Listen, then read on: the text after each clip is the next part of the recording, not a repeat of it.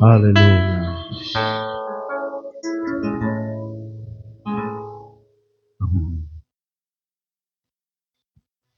Si estás sintiendo a Dios en esta tarde, levanta tu mano conmigo.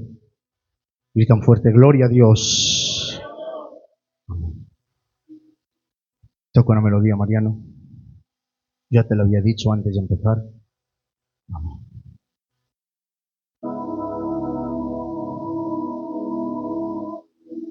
Son las 8:20.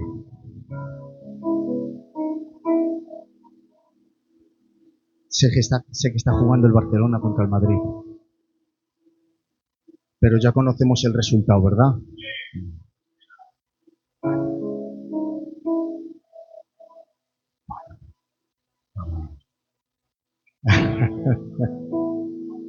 Sonríe, Dios te ama. Yo siento a Dios en esta tarde. Bien, me llamaba el pastor ayer. Me decía, subes y predicas. Y digo, a ver si me acuerdo, porque ya hace tanto. Pero bueno, yo en esta tarde quiero sentirme libre, ¿vale? No esperen un mensaje apoteósico. Yo en esta tarde quisiera tomar una de las cartas paulinas y entresacar, en medio de un breve estudio, Marcos, aplicaciones para nuestro día a día. ¿Por qué un breve estudio? Porque miren, algunos piensan y dicen que el estudiar la Biblia no tiene mucha importancia, pero yo les digo desde aquí que aquel que predique sin un estudio previo puede incurrir en el error de utilizar la palabra de forma errónea y llegar a confundir a los oyentes. A mí algo que me enseñaron es que aquel que no estudia la palabra antes de predicar, Ramón, es como aquel cirujano, pastor, que va a intervenir a un enfermo y ya con el bisturí en la mano no sabe ni por dónde empezar ni tampoco cómo terminar.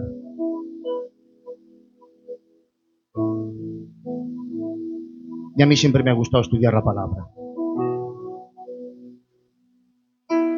Filipenses capítulo 4, versículo 4.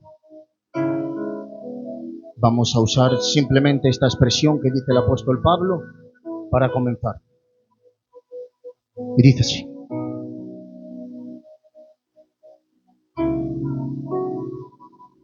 Regocijaos en el Señor.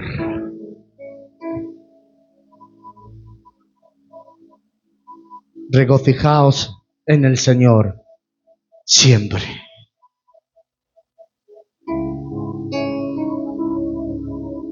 Regocijaos en el Señor siempre. Miren, tradicionalmente el apóstol Pablo, o al apóstol Pablo se le atribuyen 13 de las cartas que hay escritas en el Nuevo Testamento. Todos sabemos que son Romanos, Corintios, Gálatas, Efesios, Filipenses, Colosenses, Tesalonicenses, Timoteo, Tito y Filemón. Pero algunos ponen entre duda y en entredicho de que algunas de las cartas, como por ejemplo Efesios o las cartas pastorales, Timoteo y Tito, fueran de él por su manera de escritura o por su manera de expresarse. El libro de los Hebreos tampoco tiene un autor muy claro. En cambio, muchos se lo atribuyen a él por la forma de hablar, de expresarse y de los conocimientos que en él hay escritos. Por lo tanto, ya no serían 13, serían 14 cartas escritas por el apóstol Pablo. Bueno, ¿y a mí qué me importa eso?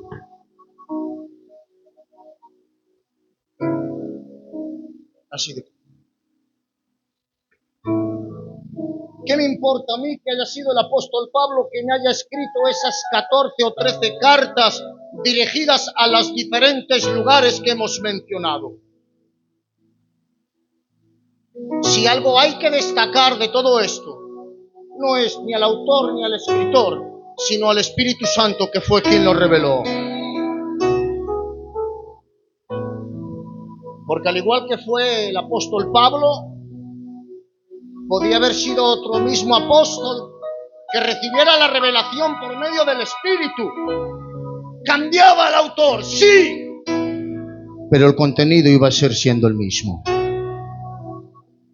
Y hoy tengo que decirlo a modo de introducción, pastor, que hoy nos fijamos mucho en el utensilio y muy poco en el contenido. Miramos mucho la calidad del vaso, pero no nos fijamos en la calidad que tiene dentro. Nos fijamos mucho en lo externo y minimizamos mucho lo que lleva por dentro. Cuidamos el envase, nos gusta mucho cuidar el envase, pero nos olvidamos de la esencia. Hoy en día la apariencia, por desgracia, yo escribí aquí, decía, ha reemplazado al contenido. Nos vestimos de atavíos de santidad, pero nos olvidamos de vivir lo que ello representa. Tenemos muy ordenado nuestro altar, pero nos olvidamos de que lo más importante es tener ordenadas emociones en nuestro corazón.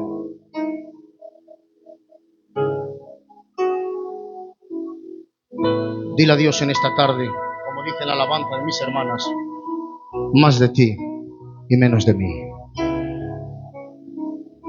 Y cada una de estas cartas fueron dirigidas a diferentes lugares cuyo nombre llevan por título. Romanos a los romanos, Corintios a la iglesia de los corintios, Gálatas a la iglesia de los gálatas, algo muy sencillo, algo muy fácil. Y así con todas sus cartas, y cada una de ellas iba dirigida a diferente gente. Y aunque podíamos hablar de todas ellas, el Espíritu Santo estos días o este tiempo atrás me llevaba a estudiar el libro de los Filipenses. Miren, el primer detalle, que vamos rápidamente ya, se lo compartí al pastor, yo tampoco lo sabía. La iglesia de Filipos, Marcos, fue la primera iglesia cristiana en toda Europa. No hablamos de Asia, hablamos de Europa. La iglesia de los Filipos, la carta a la que va dirigida esta carta que hemos leído, fue la primera iglesia constituida en toda Europa. Fue fundada por el apóstol Pablo allá en el año 50 o 60 después de Cristo. ¿Pero qué podemos sacar de todo esto? Párense a pensar por un momento y analicen la situación. Están empezando a expandir el Evangelio y Filipos es la escogida para lanzar la semilla en toda Europa. ¿Qué sentimientos podrían albergar dentro de los corazones de aquellos gentiles que sabían que ellos en toda Europa habían sido los elegidos para predicar la palabra? ¿Qué habría dentro del corazón de aquella congregación que sabían que Dios iba a realizar a través de ellos obras extraordinarias? Ellos marcarían el camino a seguir. Era la primera iglesia en toda Europa. Ellos serían quienes implantarían patrones de conducta dentro de las futuras congregaciones. Ramón, implantarían modales de comportamiento tanto en la predicación como en la enseñanza. Ellos serían referentes, ellos serían la gran escuela. ¿Qué podría haber dentro del corazón de aquellos que sabían que iban a ser los referentes en toda Europa? Yo escribí aquí, decía que ya es sabido que el corazón en ocasiones sufre de altivez. Y este sentimiento de orgullo y de enaltecimiento o de soberbia ya se vio reflejado mucho antes, desde el principio de la creación. Cuando un ser fue creado, según la Escritura, dice así literalmente, era de una belleza y esplendor incomparable. Sus vestiduras descritas en la palabra fueron adornadas con toda clase de piedras preciosas. Dice cornalina, topacio, jaspe, crisólido, berilio, ónice, zafirio, carbúnculo, esmeralda y oro. Hortensio dice la Biblia que el día de la creación de este ser, el cielo se detuvo. Se prepararon para ese día. Tamboriles y flautas, dice el profeta. La misma Biblia declara y afirma que lo han señalado como el sello de la perfección. Pero señores, el orgullo, el egocentrismo, la vanagloria y la altivez fueron descubiertos en lo más profundo de su corazón. Y fue despojado de sus virtudes y arrojado hasta las profundidades más oscuras. El sentimiento de altivez y de orgullo por verse perfecto y superior le llevó a cometer un gran error. Quiso compararse al mismo Dios. Y ese sentimiento fue pasando de generación en generación. Y yo escribía que a todos aquellos que le dieron lugar a este sentimiento de altivez, de orgullo, de soberbia, los llegó a hacer pedazos. Lo hizo con Caín, creyendo que su ofrenda era mejor que la de su hermano. Cometió el error de caer en contra de Abel y de matarlo. Lo hizo con el rey Nabucodonosor. Fue humillado y se volvió como una bestia por su soberbia. Del rey Ocías, cuya soberbia, Mariano, lo llevó a la lepra por intentar ocupar un cargo que no le correspondía. ¿Se acuerdan ustedes del rey Saúl? Que por su soberbia él mismo se quitó la vida. Pero iglesia, no hace falta echar mano a la Biblia para poner ejemplo. En nuestro propio pueblo ha crecido más que nunca ese sentimiento. A veces, porque subo por aquí arriba y digo 4 palabras seguidas y no me equivoco, me creo el número 1. Porque a veces afino bien la garganta y canto una buena alabanza a Ramón.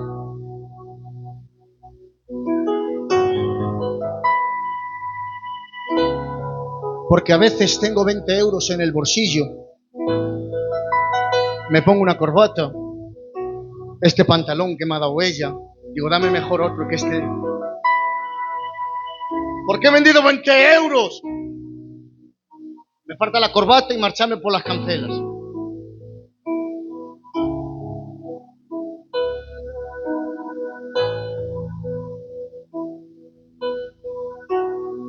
¿Qué es lo que está pasando dentro de nuestro pueblo?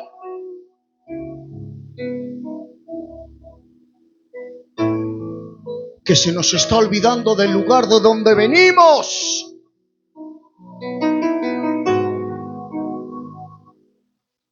Jehová reprenda el orgullo. Jehová reprenda todo espíritu de altivez. Jehová reprenda la vanagloria. Jehová reprenda todo espíritu de soberbia. Y como dijo el apóstol Pablo, toca Mariano, hayan vosotros este mismo sentir que hubo en Cristo Jesús, el cual siendo en forma de Dios, no estimó el ser igual a Dios como una cosa a la que aferrarse, sino que se despojó a sí mismo, tomando forma de siervo, hecho semejante a los hombres, y estando en la condición de hombre, se humilló a sí mismo, haciéndose obediente hasta la muerte, y recibiendo una muerte de cruz. ¡Ay, Padre! Por lo cual Dios también lo ha alzado hasta lo sumo, y le dio un nombre que es sobre todo nombre, para que en el nombre de Jesús se doble toda rodilla, de los que están en el cielo, de los que están en la tierra, y de los que están debajo de la tierra. ¿Qué me quieres decir en esta tarde? Que ya vale de soberbia, que ya vale de orgullo, que ya vale de altivez. Humildad, humildad, humildad en el nombre de Jesús. Si siguen aplaudiendo, yo se lo digo, Dios engrandece a quien no busca ser grande. La humildad abre puertas que el orgullo un tiempo las cerró. El corazón humilde siempre tiene espacio donde los corazones soberbios no cogen. El orgullo aleja la gracia, mientras que la humildad la trae. Dios hace grandes cosas con los de corazones pequeños.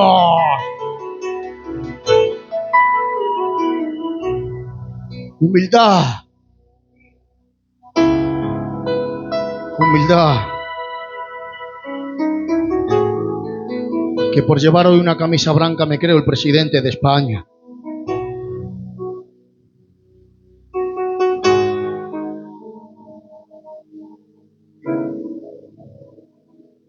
Seguimos.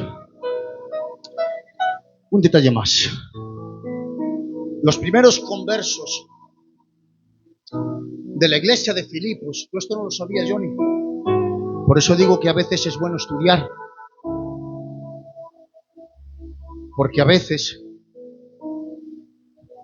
esto no estaba escrito, porque a veces tengo la tendencia, tío Ramón, de hablar cosas que no sé. Y hay a veces que hablar cosas de las que desconozco me puede traer problemas para mí y problemas para mi casa. Yo no lo sabía, de que los primeros conversos de la iglesia de Filipos no fueron ni judíos, ni hebreos, ni amigos de Pablo. Dice la Biblia que todos ellos eran gentiles. Gentiles. Atención a esto, ¿eh? La iglesia primera de toda Europa.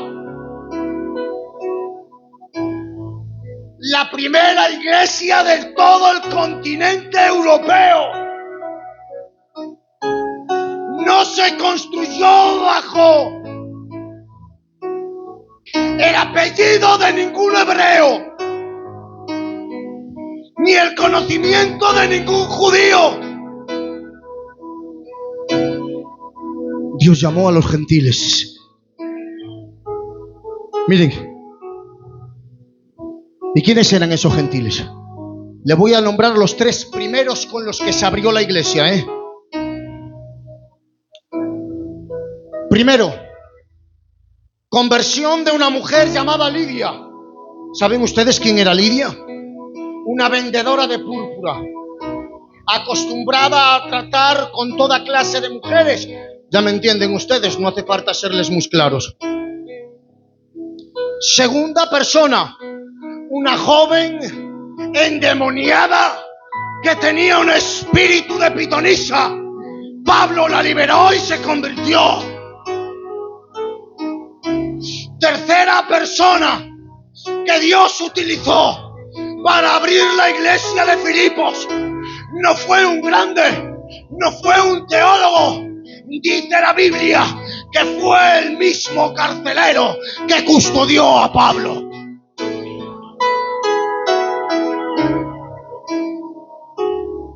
Las que todos apuntaban.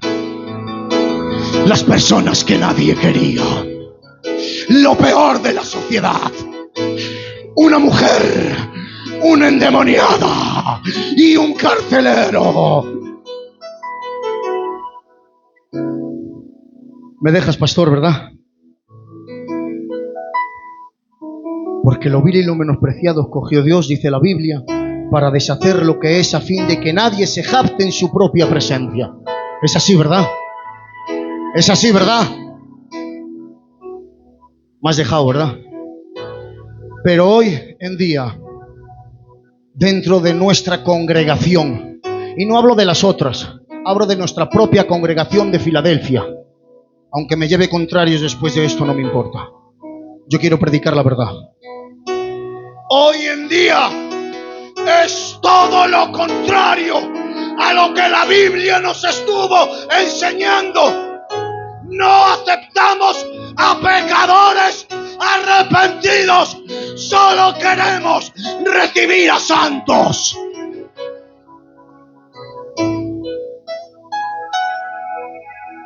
¿Se han preguntado ustedes por qué? Hoy en día la gente pecadora tiene temor de venir a congregarse a las iglesias por temor a ser señaladas, por temor a ser rechazadas,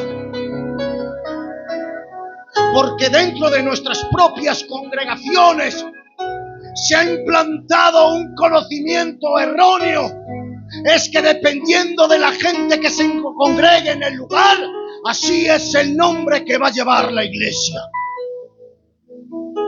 Pero les voy a dar un detalle, no es lo que diga yo, es lo que dice la palabra. Dice la Biblia, pastor, que Pedro y Juan suben al templo a orar a la hora novena, a la hora de la oración.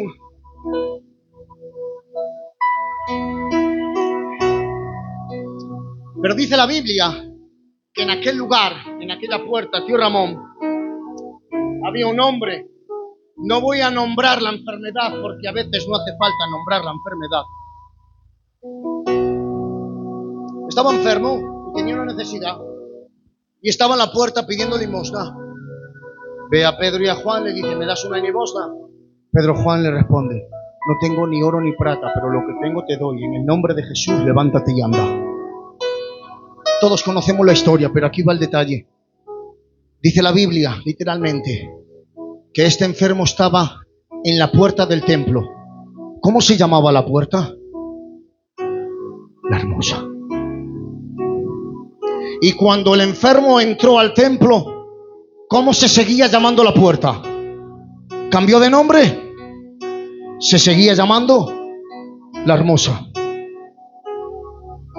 Porque el nombre de la esposa, aquí va, no varía por la calidad de la gente que quiera venir al lugar, ni tampoco por aquellos que pecaron y quieran venir arrepentidos. La iglesia es iglesia, la esposa es esposa, porque fue comprada por la sangre de Cristo.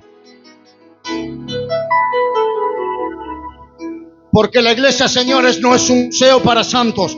Yo siempre he dicho que esta casa es un hospital para todos los enfermos. En la iglesia caben los fuertes, pero también cabemos los débiles. No somos una vitrina de virtudes. La iglesia de la nueva unción es un taller de restauración. La iglesia no excusa el pecado, más bien tenemos que acompañarlo en el camino. Aquí no venimos a presumir de santidad, venimos a buscar misericordia. Porque déjame decirte, yo no sé para quién va esta palabra en esta tarde. Dios jamás se va a escandalizar de tu caída. Él más bien se alegra de tu regreso. La iglesia es un refugio para necesitados, no una pasarela para los enaltecidos. Que no se te olvide esto, y esto me lo dijeron a mí una vez. Un día, hace mucho, me voy a poner al Mariano, porque es mi primo. Hubo un día, Mariano, hace mucho, que tú y yo entremos por esa puerta con el corazón roto y lleno de heridas. Y Dios en su bendita gracia nos tocó y nos restauró. Y yo hago una pregunta. Si la gracia y la misericordia que un día nos ofrecieron a nosotros, ¿por qué no se la vamos a ofrecer nosotros a los que están afuera?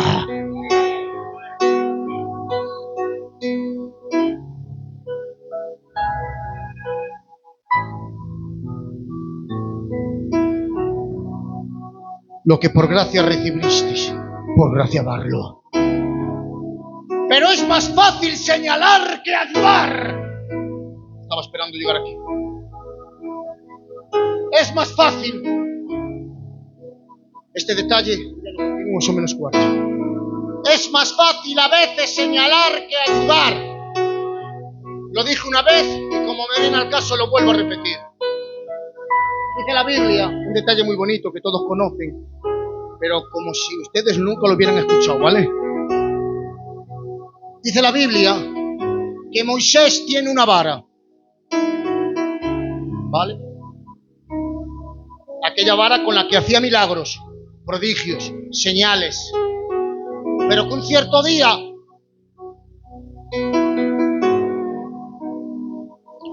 Dios le dice a Moisés, mete tu mano en el pecho. Y va Moisés, mete la mano en el pecho. No se olviden que en la otra mano tiene la vara, ¿vale? Mete su mano en el pecho y le saca la mano. Dice, ¿qué tienes en la mano? Y tenía la mano llena de lepra.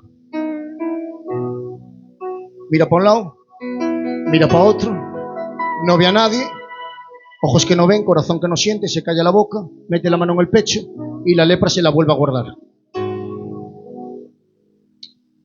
Pero ahora aquella vara, que Dios hacía milagros y prodigios, un cierto día delante de Faraón, cae al suelo y la vara, que en su día, pongan oídos espirituales, que en su día fue utilizada por Dios, ha caído al suelo y la vara, que era santa, se ha convertido en una serpiente. Y ahora, como el hecho ha sido público, ya no ha sido en privado, Moisés se asusta, se retira para atrás y señala a la vara que hace tiempo él mismo sostenía. Yo decía, anda, Moisés,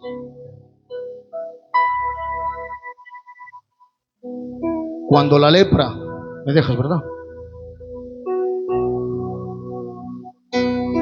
Cuando la lepra la tenías en el corazón y era tuya, cuando el pecado había sido cometido dentro de tu casa, cuando era tu familia la que había fracasado, te callaste y lo ocultaste. Pero ay, Padre, cuando el error ya no fue de tu casa, cuando el pecado ya no fue de tu hermano, cuando fueron los otros que cayeron, señalabas, acusabas y apuntabas. Y yo digo algo, ¿cuánto me gusta señalar los errores ajenos? ¿Cuánto me gusta apuntar la caída del hermano? ¿Cuánto me gusta señalar el pecado de la hermana?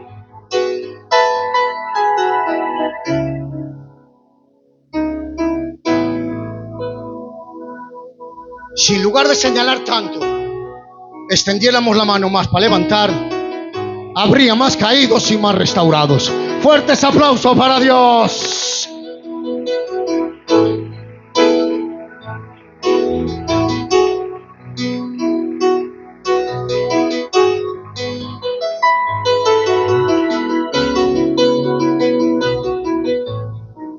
Pero pedir gracia para mí y para mi casa no es fácil. No va a ser fácil pedir para mi casa. Pastor, que perdonen a mi hermano. Pastor, que perdonen a mi hermana. Mira qué misericordia y gracia, que es de mi casa.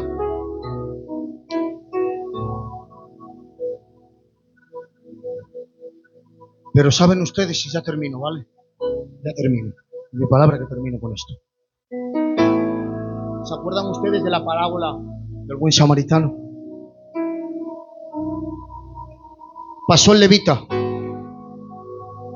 Era doctor de la ley, que no era un cualquiera. Era doctor de la ley. Y meditó en su cabeza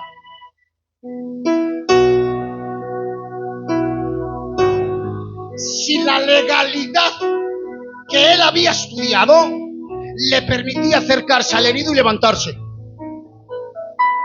Y dice la Biblia, pero el levita con su cabeza pasó de largo. Lo vio un samaritano, un sacerdote, perdón. ¿Quién era el sacerdote? El que ministraba en el templo. Meditó si los formalismos religiosos que él iba a administrar en el templo le permitían tocar al herido. Y dice la Biblia que el sacerdote también pasó de largo. Toca, Mariano. pero lo vio un samaritano.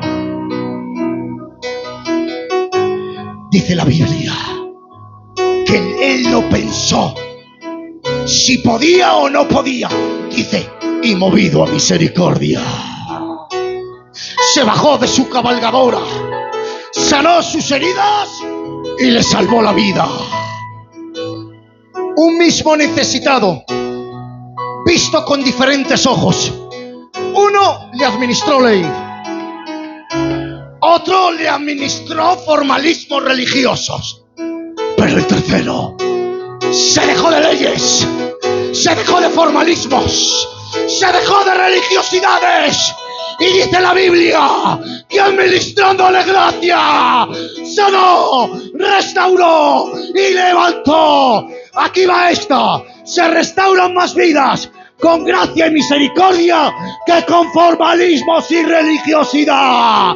¡Basta ya de todo esto! ¡Misericordia! ¡Misericordia! ¡En el nombre de Jesús! ¡Fuertes aplausos para Dios!